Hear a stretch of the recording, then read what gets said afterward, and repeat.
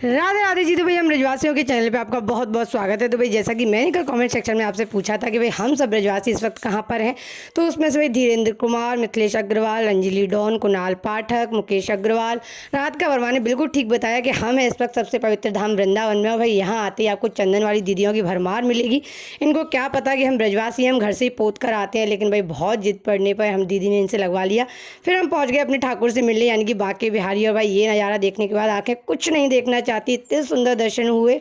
और भाई वीडियो थोड़ा जल्दी जल्दी मिलेंगी क्योंकि बहुत भीड़ थी, बहुत मुश्किल से शूट किया। फिर किए हमने राधा वल्लभ जी के दर्शन, और बहुत ही अच्छे से दर्शन होने के बाद हम सब ब्रजवासन आ गई भाई कुंज गलियों में। और भाई एक तो लड़कियां, वो भी इतनी सारी एक साथ, शॉपिंग ना करें ऐसा नहीं हो सकता। तो भाई मैं आपको हमेशा बताती हूँ कि बांके बिहारी में भाई जो बांके बिहारी की गलियों में जो ज्वेलरी कलेक्शन है ना, बहुत ही प्यारा, बहुत ही यूनिक मिलता है। आप कभी भी जाएँ तो ज़रूर ट्राई कीजिएगा।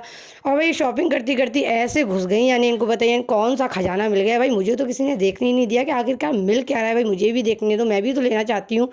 फिर भाई हम कहीं जाएं और अपने ठाकुर के लिए कुछ ना लाएं, ऐसा कैसे हो सकता है। फिर हम गए भाई अपनी लाला की शॉपिंग करने के लिए। और भाई इस दुकान में घुसते ही भाई ऐसा लग रहा था कि सारे ठाकुर जी घर ले चलो, इतने सुंदर सुंदर स्वरूप। और भैया के पास भाई श्रृंगार की पोशाक का बहुत ही सुंदर कलेक्शन था। मैं आपको दिखाती हूँ कितनी प्यारी प्यारी पोशाक थी। फिर हमने भाई लाला की शॉपिंग कर ली डन, सारे मंदिर हो गए बंद। और बस भाई हम पहुँच गए केसी घाट। और भाई हम ब्रजवासियों का संकीर्तन अभी तक जारी है।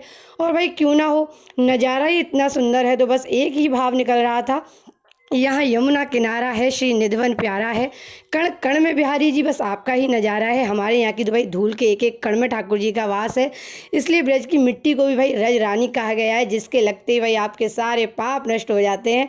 फिर भाई दर्शन खुलते ही हम सीधा पहुँच गए गोपेश्वर महादेव और उसके बाद रंगजी मंदिर। यहाँ की वास्तुकला बहुत ही अद्भुत है। और ये है भाई सोने का खंभा, जिसकी देव परिक्रमा इस वक्त तक सब कुछ थक चुके थे सब लोग, लेकिन भाई आनंद में कोई कमी नहीं है। फिर हम पहुंचे एक ऐसे स्थान पर यहाँ जाने के लिए हम बहुत दिन से तरस रहे थे, वो है टटिया स्थान। यहाँ कलयुग का अभी तक प्रवेश नहीं है, और अगर आपको असली सुकून चाहिए तो एक बार आप यहाँ ज़रूर जाइएगा। फिर हमने बहुत प्राचीन प्राचीन मंदिरों के दर्शन किए, मीराबाई मंदिर, राधा दामोदर मंदिर, और ये भाई जयपुर के राजा हैं, उन्होंने मंदिर बनवाया, नाम तो नहीं पता है। फिर हम पहुँचे सबसे छोटे ठाकुर राधा रमण जी के मंदिर, और भाई इसने पूरा तेल निकलवा लिया लेकिन दर्शन नहीं दिए। फिर भाई हमने शुरू किया भाई ऐसा कीर्तन कि सारे श्रद्धालु झूम उठे, लेकिन भाई ये फिर भी नहीं माना।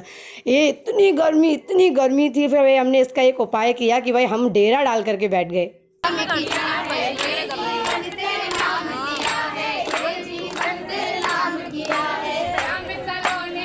और आखिरकार भाई इसको हमें दर्शन देने ही पड़े। फिर लास्ट में हम गए इस्कॉन। तो आज के व्लॉग में इतना ही। आज आप कमेंट सेक्शन में बताइए कि तीसरे नंबर पर हमने किस मंदिर के दर्शन किए, और व्लॉग पसंद आया है तो do like, share, comment and subscribe.